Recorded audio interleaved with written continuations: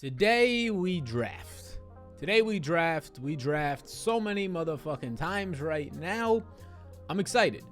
I'm excited to draft today on Underdog's platform, trying to win $1,001. That is not a joke. That is not blowing something out of proportion.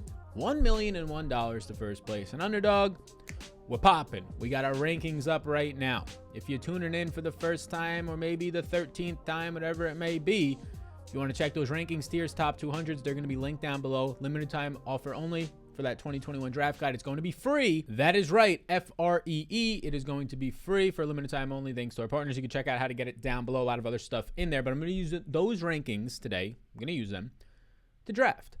And it's going to be a lot of fun. Underdog's platform is a ton of fun. You can see me draft through it. We usually do these live, but this week, your boy, and probably when you're watching this, we'll be up high in the Rocky Mountains. Hopefully not getting, I don't know anything about the animals out there. It's my first time going.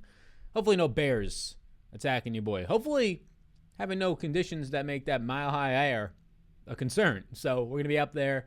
Can't live stream from up there. Don't have the whole studio to bring up into the mountains. So pre-recording this one for all of you. But thank you for being here. We'll go through 18 rounds of drafting. We're about to get up into it right now. You can see where I'm drafting from. So let's hop up in the draft. Alrighty, so the draft is here. We are underway and we're picking 4th, which is nice because lately I haven't been picking until 10th, 11th, couple of drafts in a row of 12th. So out of the 4th spot, I believe this is my first time picking 4th. If you're curious, my 4th overall player right now is Saquon Barkley. We'll see who's going to end up falling to me. We'll see if I pull the trigger on Saquon over at Derrick Henry. This is half-point PPR, 18 rounds. It is best ball format. It is the format of the present, definitely the future. You draft 18 rounds, no lineup adjustments. It takes the best scores per position, 2 running backs, 2 receivers, your best quarterback, best tight end each and every week. No defense, no kickers. There is upsides to doing some things like correlation, like stacking. What is stacking? If you get Dak Prescott, hey, pairing him late with a Michael Gallup, a Blake Jarwin, get Amari Cooper or CeeDee Lamb, one of those early. Getting 2 or 3 of his players together is good because if the Cowboys offense clicks as the top offense as it was going to be last year before Dak's injury and on pace to be, if it clicks as the top offense, odds are Dak is the reason why, which means odds are his pass catchers are doing well. You just have to get less things right. You don't have to be perfect to win the tournament. You don't. You just have to beat everybody else. That's something that people get confused with in their drafts. So the draft is started. You can see who's getting picked above me. McCaffrey and Dalvin Cook are now off the board, and we will see who goes 3rd overall. Dalvin Cook off the board, McCaffrey off the board. Ezekiel Elliott right now is my running back 2. I have him one spot ahead of Dalvin Cook. It's basically mano-a-mano. If you wanted to switch it, it's fine. We don't have to debate our refrigerators over that one spot. They're both great backs. But if Zeke falls to 4, I'll be taking Zeke at the 4 spot. Aaron Jones and Derrick Henry goes 3rd overall. So I'll be taking Zeke 4th overall here. I like him more than Saquon. I like him more than Kamara. I'm on the clock. Easy pick there. Ezekiel Elliott, we get our running back to start. Now, the way I've been starting these drafts is I've been at the 11, 12 turns. So going with 2 really great running backs. You can get a Cam Akers and a Jonathan Taylor, a Cam Akers and an Aaron Jones, Nick Chubb. Those types of guys are there. I haven't done many drafts where I can draft from the 1-4. And the beneficial thing now is I have the opportunity to just go, you know what, let's just go 1 running back here, maybe go back-to-back receivers and see what that leaves us. Can we get in the 4th round of this draft, depending on where we'll be choosing? Can we get a Myles Gaskin, a Mike Davis, one of those names to fall to us? A Travis Etienne as our 2nd back. I'm not completely sold on that yet, but I kind of want to build some different structured lineups for this tournament. This is like my 12th or 13th entry into the $25 buy-in. Again, if you want to play on Underdog, this format, you think this looks cool, you like the idea of winning $1,001, it's not the only tournament they have. You can just do normal 12-man leagues, 3-man leagues, get some reps in. Doesn't have to be $25 buy-in, it could be $1. But if you use the code SAL when you sign up, there's a link in the description below. Right now, it's a limited time offer, so hopefully it's still available when you're watching this. I assume it will be for a decent amount of time. If you use the code SAL, any money you put in $3-5, they'll give you a $25 credit. That $25 credit you can use anywhere you want. You can play the Best Ball Mania $1 million in 1 to 1st. You can use it on a bunch of different spots. So pretty cool. It's limited time only. So if you plan on playing in like a month or 2, just sign up now just so you get that credit because it might not be available. So you can see what's happening. Running backs usually do go early. Jonathan Taylor, my RB10. I see why people are high on him, of course. Goes off the board. Kelsey, who normally goes off the board. Honestly, the 1-9 is late for Kelsey. For these best ball drafts, you're going to be having tight ends be much more desired, if you will. You can see Cam Akers goes there. He's my 6th overall player, and Stephon Diggs goes off the board. So this is something that's been pretty common. Devontae Adams falling. I don't think Davante Adams falls all the way to me late in the second round, but if he was to fall to me late in the second round, I have no issues pulling the trigger on a Davante Adams as my second round pick. I know there's some issues. There goes Davante Adams somewhat early. I'm not too worried about Rodgers not being on the team because the current information is the team doesn't want to trade him and he could either retire or sit out. And the odds of him retiring, I hear some people on podcasts saying it's 75% as if they know him and they're in his bedroom with him and his fiance. Like, come on now. You're just guessing on the same context clues that everybody else has. I understand that I am guessing as well, but I'm using also some historical data and past situations of a quarterback retiring in their prime being an MVP. Hasn't happened. If you want to point to Carson Palmer, the only quarterback that's ever retired for a year to get out of a situation he didn't like his team when he wasn't in the prime of his career, when he wasn't a Super Bowl contender, when he was dealing with a worse team, and it's a one-time outlier. If you want to put all your chips on that being the reason why you think that he's going to stay out, I don't know what to tell you. There goes Calvin Ridley. There goes Aaron Jones at the 2-5, solid pick as well. So the best availables for me on the board right now is I'm 3 picks away. Najee Harris is pretty solid where he's at right now. But I think I might go wide receiver. Hopkins, DK Metcalf, Michael Thomas still on the board. There goes Najee Harris. So the top 13 backs in my rankings are off the board. I got Zeke, and now we're to the second tier of guys where there's some okay options. I mean, Antonio Gibson's still there. You still have Miles Sanders. You still have Chris Carson. None of them, though, are jumping up and down excitement. There goes Hopkins. So I'm here at the 2-9. Michael Thomas and DK Metcalf still available. A lot of great players. Like, it seems like these guys are drafting off my rankings. My top 5 receivers and right now my top 13 running backs are all gone in order. So not a lot of value has fallen to me. A.J. Brown goes, not somebody I was really looking to take. So I'm on the board now. I could take one of these running backs. Antonio Gibson is there. I think he is my option that I want to take here. So go Antonio Gibson. Might have to adjust my rankings because I have Gibson as my RB19, and I just took him over Sanders, Swift, Carson, and Clyde Edwards-Helaire. So this is why we try and stress test these rankings, which would make him my RB14. So I take Antonio Gibson for the upside. He's dealing with a little bit of an injury right now. They're saying all the right things about getting him more involved as a pass catcher, which naturally seems like the right thing to do since he was a wide receiver pass catcher hybrid in Memphis. And now you can see other guys are going. So DK Metcalf sadly goes. It was like it's an 8-pick difference between my next pick. I don't think Gibson would have been there. I go Gibson over Metcalf. I get 2 running backs to start this draft off. Best availables at wide receiver now, because that's something where I might be wanting to go. And you can see right now the recent picks above your boy's head. Best available at wide receiver currently for me is Michael Thomas, Keenan Allen, Terry McLaurin, Justin Jefferson, Amari Cooper. Those are my best available 5 left. I would be interested, and I was about to say I would be interested in Darren Waller if he falls to the 3rd. He rarely does, and he goes with the last pick in the 2nd. So now tight ends for me, George Kittle is there. Not really sure I want to take him at the beginning of the 3rd round, although I'm not totally against it. The best available from an ADP standpoint, average draft position, Justin Jefferson, George Kittle, DeAndre Swift, Michael Thomas. Right now I'm hoping Michael Thomas falls. A Zeke, Antonio Gibson, and Michael Thomas start feels very good in my opinion. Outside of that, though, things can start to get a little bit tricky once you start to get into the ranges of Thomas is going, and there goes Michael Thomas, so now we're going to get a little bit tricky. I really don't want to take 3 running backs in a row. I'm not too interested in doing that as we're a pick away now, but the best available players are definitely running backs, Miles Sanders, Swift, Chris Carson. Those guys will all be gone next time around. The best available receivers, Terry McLaurin, Keenan Allen, Justin Jefferson, Amari Cooper. I think Jefferson takes a step back this year. He just goes off the board. I can go Allen Robinson. I can go Amari Cooper here. Allen Robinson for me is a little bit lower than a Keenan Allen, than a Terry McLaurin, but I do believe that right now I think I'm going to go Keenan Allen here. I have Keenan Allen as ranked as my number 8 wide receiver. Obviously, massive upside for him if he gets an entire season. He didn't get like a game and a half with Justin Herbert last year. If he gets an entire season, that's great. So haven't had a start like this yet. Haven't drafted. I don't even think I've drafted Antonio Gibson. I might have had 1 or 2 drafts with Keenan Allen, and this is my 2nd time drafting Zeke. Just you have to be a little bit higher up in the drafts. Depends on which lottery draw you take there. J.K. Dobbins is somebody that, if you're watching this video right now, you likely maybe saw the video that came out as I'm at least planning to schedule this one for Saturday. Friday's video on J.K. Dobbins. It's a video on stay away running backs. J.K. Dobbins, my running back 24 right now, going off the board, borderline RB15 range, RB17 in the ADP. Not something I'm currently looking to get all that much of. Chris Carson would be my best available running back who just left. So what we're looking at here is a bunch of tight ends are still left. The top 3 are off the board. Kyle Pitts probably starts to go soon.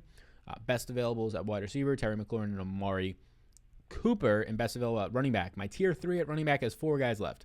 Miles Sanders, David Montgomery, Myles Gaskin, and Mike Davis. So we're 2 running backs and a receiver into this one right here. Keenan Allen by no means an alpha. You know he's going to work a lot in the slot, although he goes to the outside a good amount.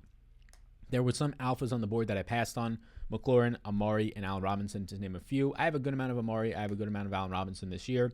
I do like McLaurin, but he's my number 9 wide receiver to Keenan Allen right now, my number 8. So some guys are getting great value right now, like an Amari Cooper at the 3-9, end of the third round.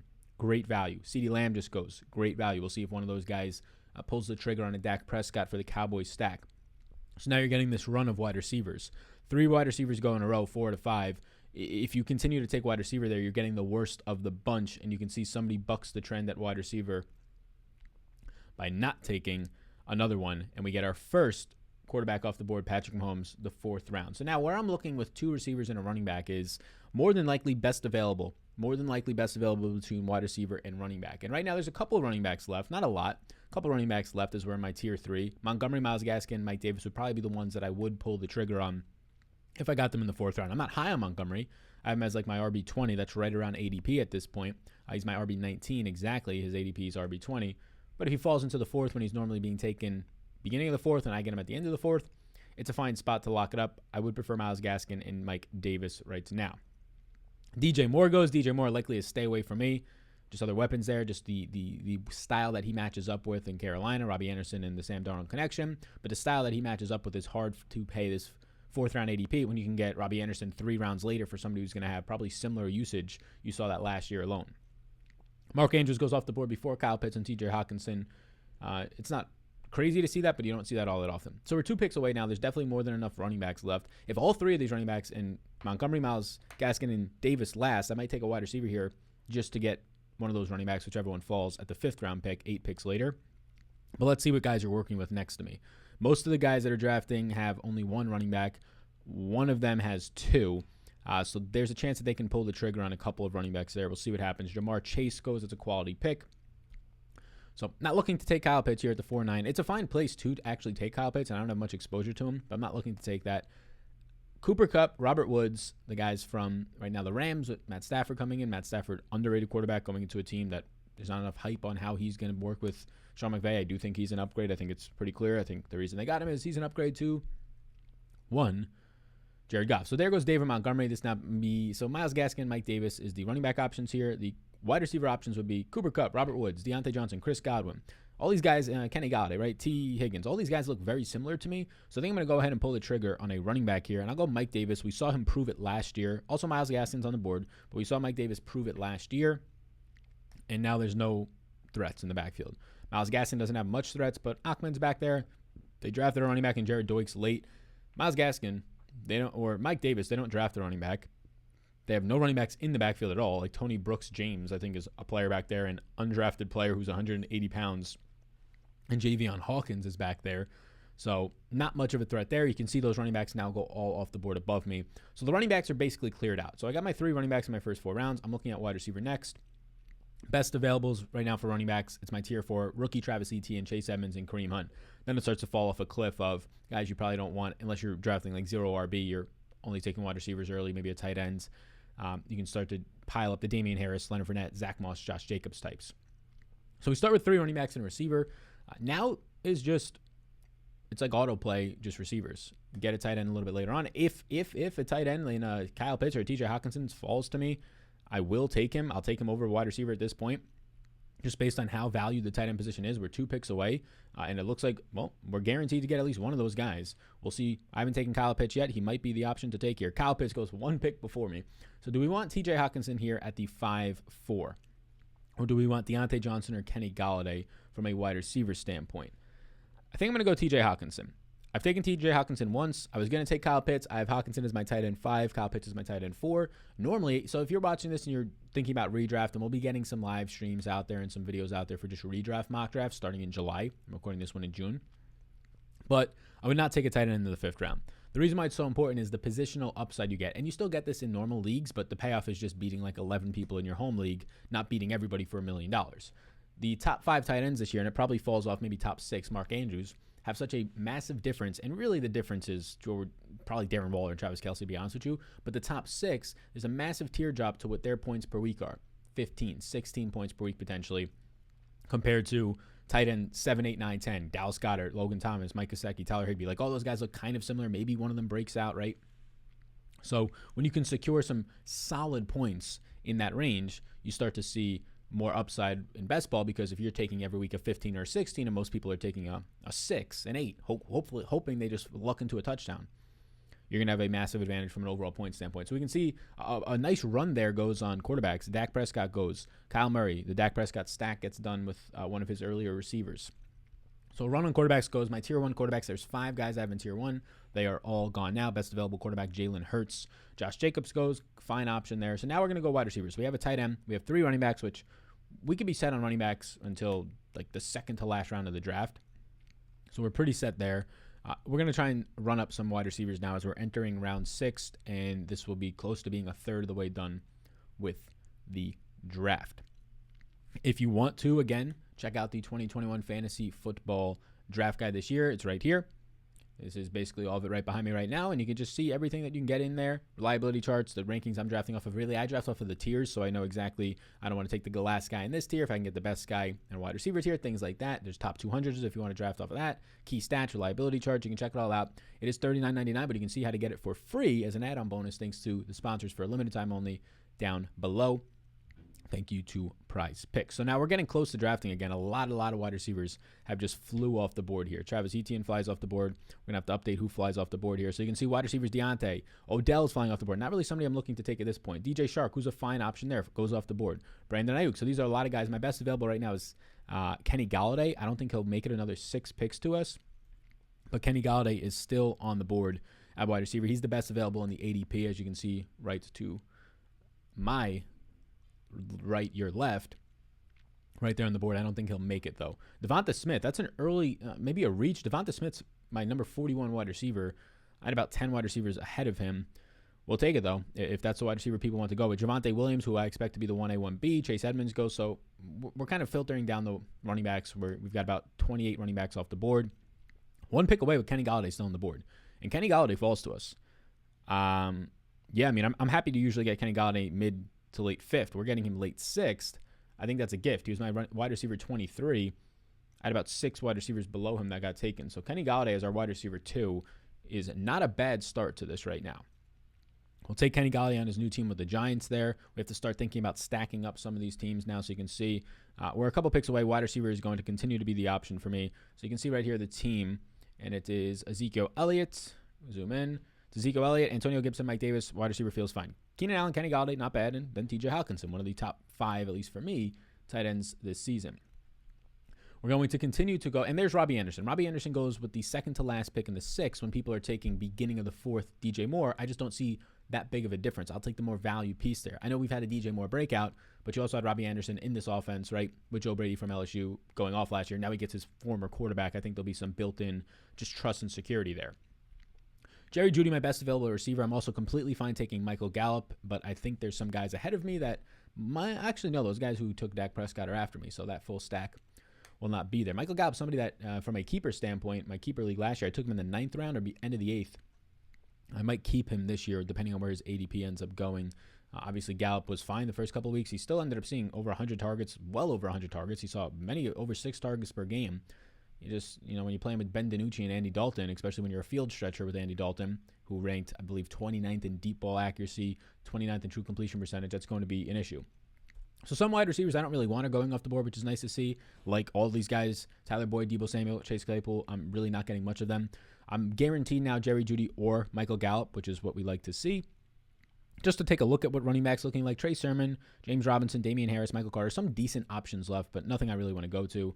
Jalen Hurts just goes. He would have been the only quarterback I would have considered at this pick. We'll go Jerry Jeudy. So now we have 3 receivers. Jeudy was my best available, my number 28 overall wide receiver. I believe there is 7 or 8 wide receivers that went off the board that are ranked below for me. So Jalen Hurts goes. There are still 2 tier 2 quarterbacks left. I didn't really want to pull the trigger on them there. I don't see a massive difference. Justin Herbert and Russell Wilson. I could have taken Herbert to pair him up with a Keenan Allen, and if Herbert somehow falls to me at the end of the 8th, I will do that. So maybe that's a mistake there, just to not get the correlation. For those of you that aren't familiar, again, just the stacking upside. There goes Herbert a pick after me. So maybe that's a mistake there to not ensure that stack, especially because I took Jerry Jeudy And this is why we got to work through it, right? Especially because I took Jerry Jeudy, who I don't want to stack him up with Drew Lock or Teddy Bridgewater. And I also took Kenny Gallaudet, which I'm not against taking Daniel Jones, but definitely not as my main quarterback. But taking it as a late stack, getting a Daniel Jones, probably not an Evan Ingram at this point with where I'm at with tight end. But, there's Sterling Shepard's late you can get. And then there's Kadarius Toney's late. So not taking Herbert there, not the end of the world by any means. There's also the ability to get Mike Davis in a late stack with a Russell Gage and a Matt Ryan, right? There's a Washington football team stack out there with Antonio Gibson if we really wanted to. Get a Logan Thomas with the Ryan Fitzpatrick, although I don't want to. So there we go. Quarterbacks are going off the board. My tier 2 quarterbacks are gone. Hollywood Brown, who's being slept on this year, but in this draft, he goes very early. I mean, Hollywood Brown's my wide receiver 51. You can say that I'm low on him, and I would say you're probably right by the time the season comes. But that's a little bit early, especially for ADP. They're taking him about a round or two early. Does he have Lamar Jackson? Is that why he did that? He has Lamar Jackson, so that makes sense. He's reaching a round or two this late. Is, I would say, fine to do. James Robinson, not somebody I'm thinking of having. James Robinson, though, in my main league is right now a keeper option for me in the 14th round. He would have been a slam dunk, obviously, if they didn't draft Travis Etienne in the first, but that's what happened. So 3 running backs, 3 receivers at tight end. End of the 8th round, we got to start looking at quarterback, at least what's the best available. My top 2 tiers are now gone. It's like Rodgers, Brady, Stafford, Burrow are out there. So not the greatest of overall options. There's not much to kind of stack up with Burrow. His 3 wide receivers are gone. There's not much to stack up with Stafford. His 2 wide receivers are gone. Don't really want to go Deshaun Jackson, and that really being it. Higbee just went off the board, so another tight end would be gone. Not much left out there. You can do some Aaron Rodgers stacks. Obviously, having Adams and Jones is the reason you want to really do that, but you have Amari Rodgers late, you have MVS late, you still have Robert Tonyan late. So we're in an interesting spot here. Jarvis Landry goes at the 8-5. He's like as consistent as they come from a fantasy football. He was my final guy, my tier 4 of wide receivers in the 2021 Supreme Draft Guide. Font goes, so some tight ends are going here. Laviska Shenault, somebody that I'm not really high on, my wide receiver 50. I don't expect to get much of him. So we'll see what's best available. I'm going to pick away. At the 8-9, I'm completely fine taking Antonio Brown here. And then maybe at the next pick, we can get Tom Brady and kind of backdoor our way into a stack. Let's see where the ADPs are at on these guys. So is Antonio Brown or Tom Brady more likely to go? So one person is taking a quarterback. I think I'm going to take Tom Brady here and then hope Antonio Brown, who's the best available wide receiver left, falls to us. Brady is the second best available quarterback. Actually, we don't want a strap holder, so we'll see who this guy picks. So this guy takes Antonio Brown. He ruins my plans right there. No real reason to take Tom Brady with his top 3 weapons gone. So that really ruins a lot of my plans in what I wanted to do. So quarterbacks left, you have Joe Burrow with no ability to stack him. You have Matthew Stafford, not much ability to stack him. We have Tom Brady with, outside of Gronk late, not much ability to stack him. So what I'm going to do here is I'm going to go Corey Davis, who I'm not high on, but he's my best available wide receiver left. He's a wide receiver 1 on his team, best available by a decent amount, and we'll just continue to pile on wide receivers.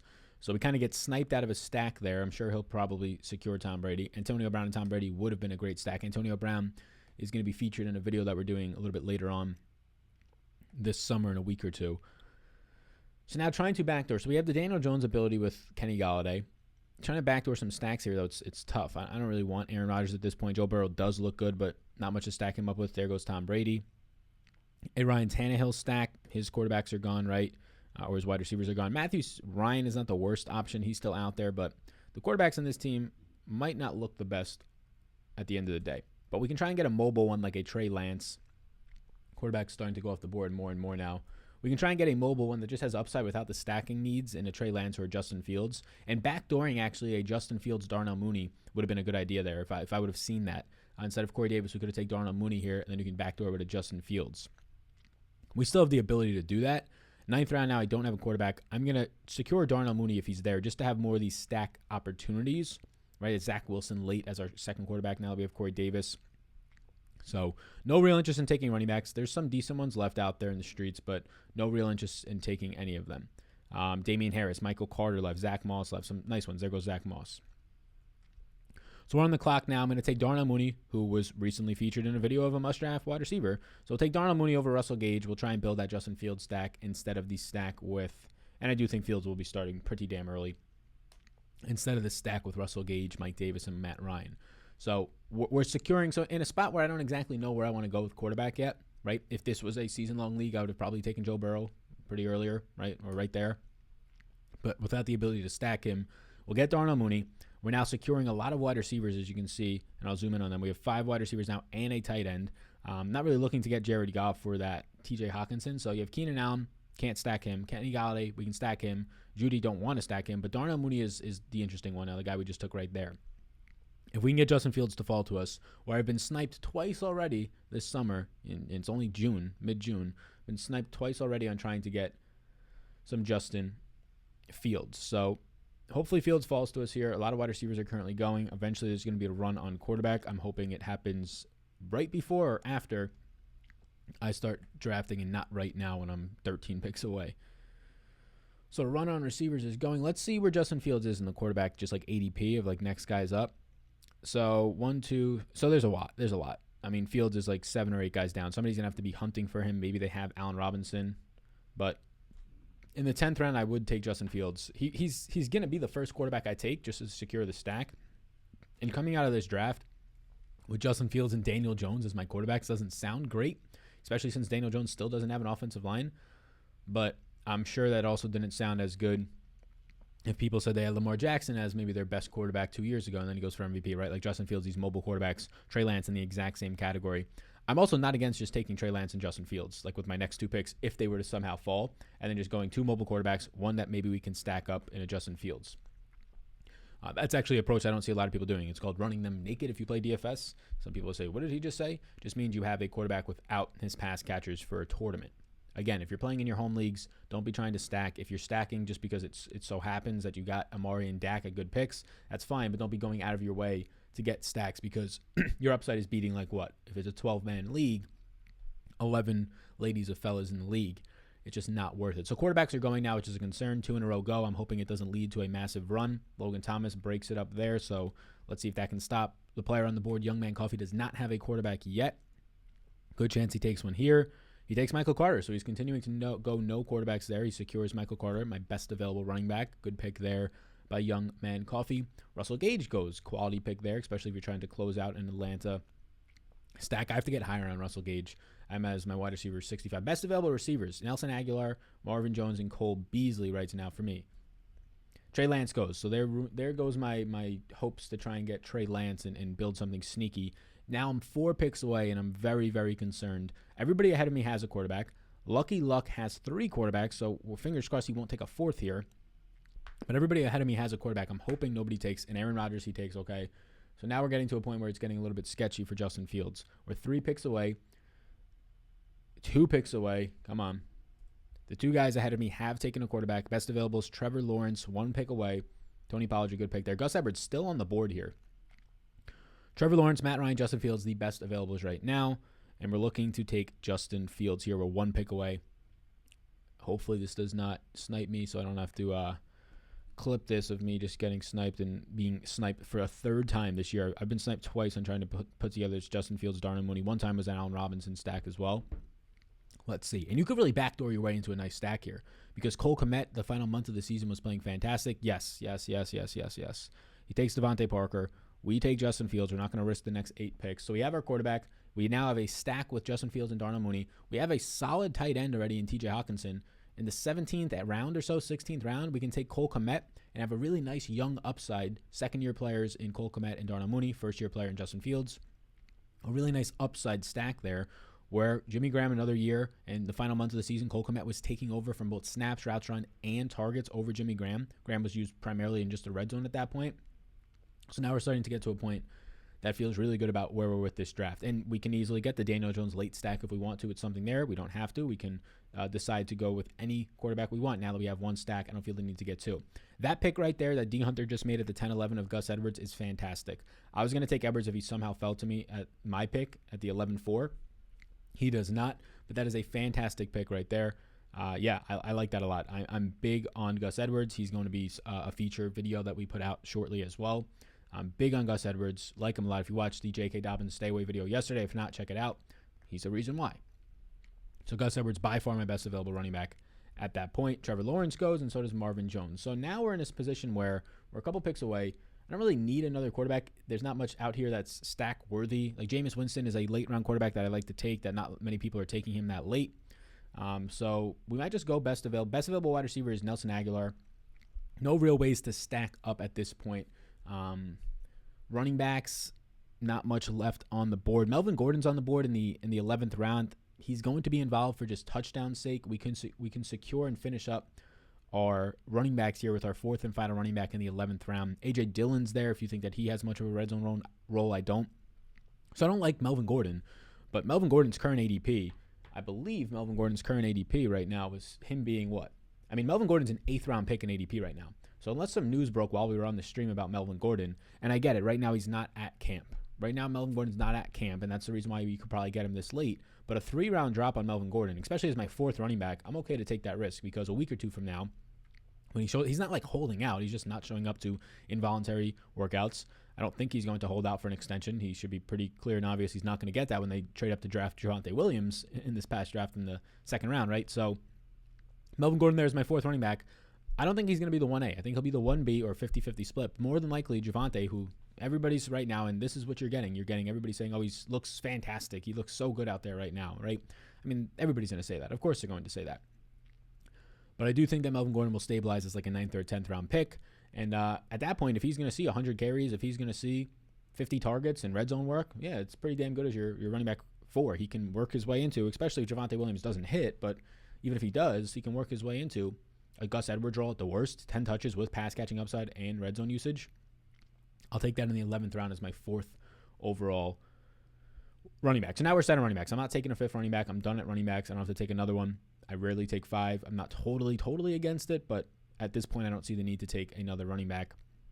It's getting a little bit wonky now. Running backs are going off the board like Jamal Williams, another quarterback in Matt Ryan. Tight end goes off the board. Wide receivers. So now it's all over the place in terms of people just filling the positions that they need. Every running back that is taken, that is good for us because that means it pushes down another quality option in another position that we're probably looking to take. So I have a tight end, I have a quarterback, and I have running back filled. The goal now is to just fill up on wide receivers. Fill up in a major way on wide receivers. We have to secure another tight end, which Cole Comet is on my radar. We can start Cole Comet right now. So we'll start Cole Comet right now. He's on my radar to pick later on. His ADP right now is 173.5. So let's just call it 174. 174 at an ADP would mean that he goes on average around 14.5. So we have a couple rounds till we have to consider trying to take Cole Comet if we want him. So I'm good there. It's going to be looking to take wide receivers here. So right now we are 4 picks away. Wide receivers are going off the board, but none that I'm really that interested in. Guys that are ranked fairly low for me, actually. Gabriel Davis and Henry Ruggs. Best available is a wide receiver. Is he still available? No way. Nelson Aguilar is still available. Not sure what's going on there. I know there's questions around quarterbacks. The tape that's coming out is that Mac Jones is accurate and Cam Newton's inaccurate. They literally showed 2 passes from each player, so I don't know if we should put that all together. But the last couple of years, shoulder injury or whatnot, Cam has not been accurate, and Mac Jones was very accurate last year. We're a pick away, and although I don't think Nelson Aguilar gels well with a Mac Jones necessarily, he's also right now their best downfield option. He's also right now he's in an offense where Jacoby Myers, they're saying, should be the wide receiver, and that's a guy we should maybe make a video on. Jacoby Myers is currently like going for free in drafts. I'm a pick away at this point. Rondale Moore goes. So Amon-Ra St. Brown and Nelson Aguilar would be my decision points here. I do kind of want to snag Jacoby Myers because he basically doesn't get drafted in a lot of drafts. Jacoby Myers' average draft right now position is 16-3. So like the 16th, 17th round on average is where he goes, but a lot of drafts he doesn't get drafted. News came out like he was last year. He was their number 1 receiver last year. News came out that he's playing as their number 1 receiver. This is a guy who I believe was an undrafted free agent. Rookie 2 years ago, blew it up in the preseason, was fantastic.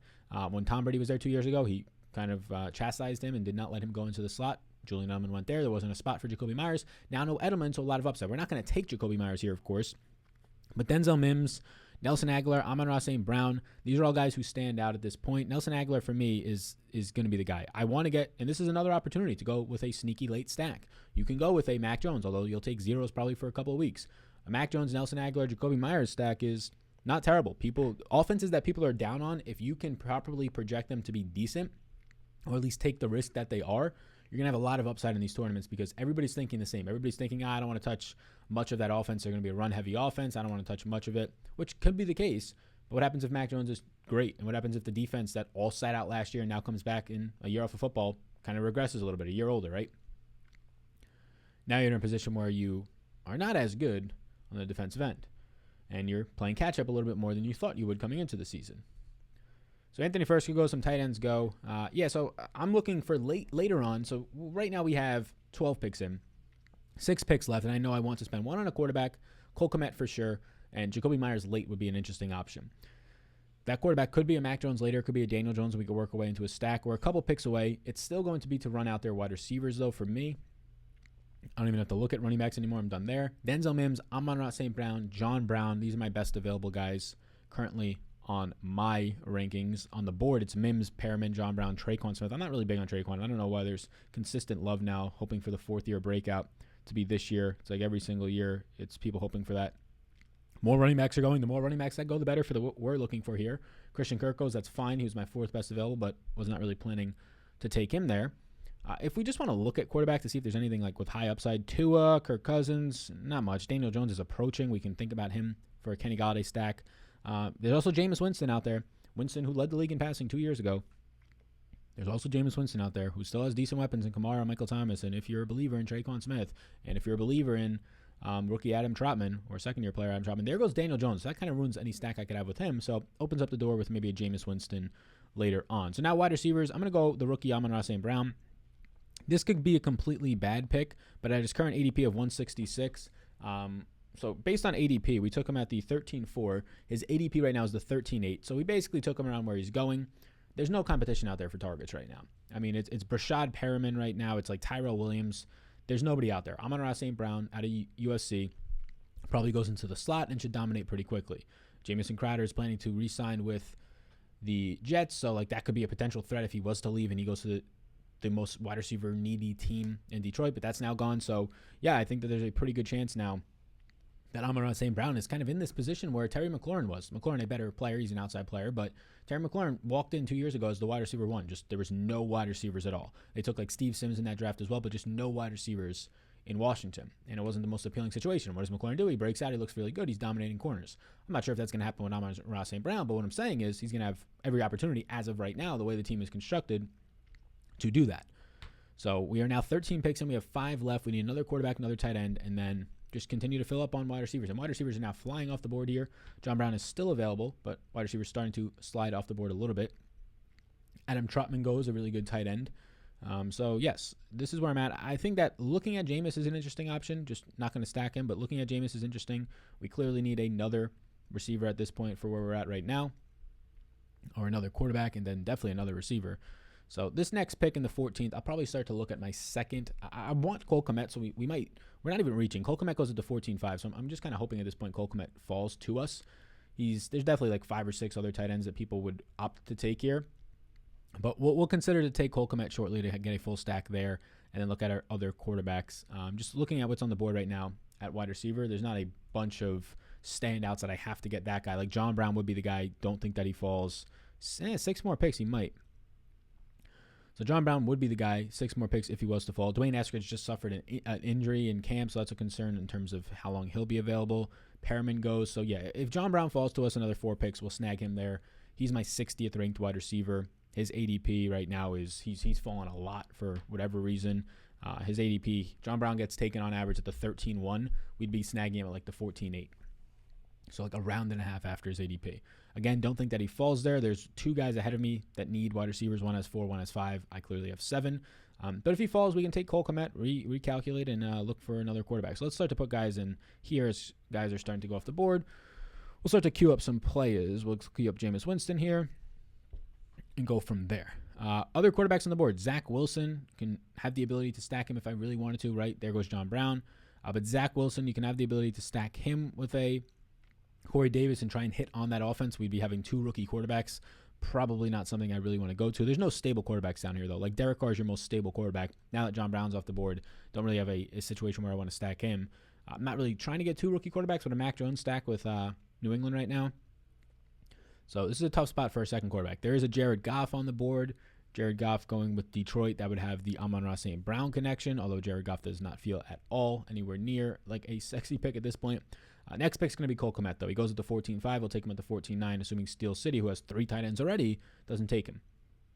So next pick will be Cole Komet, assuming I'm not missing a glaring player on the board right now. A lot of running backs at the top of the board. We don't worry about that. Sterling Shepard at wide receiver. Well, we can't get that stack, so that's fine to pass on that player. Yeah, so this next pick is going to be for me, Cole Komet.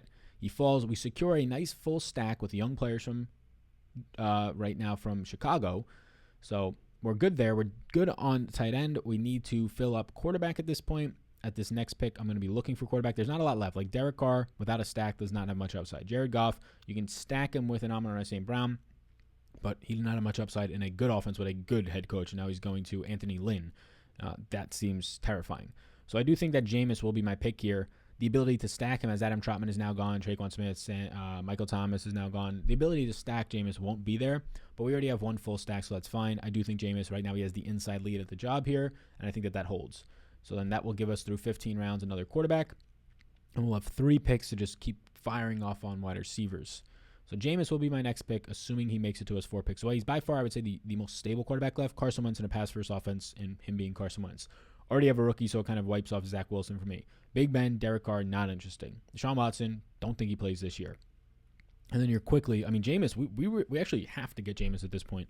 Otherwise, we're just settling ourselves into a potentially, I mean, not a bad draft, but I mean, a rookie quarterback in Justin Fields might take some zeros early on. You can't come back from 2 or 3 weeks of zeros at quarterback.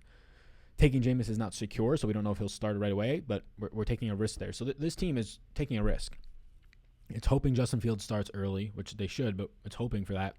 They just came out and said Andy Dalton is definitely the week 1 starter, so that's a concern, but what they say right now doesn't matter 2 months from now, especially if he balls out in the preseason Fields.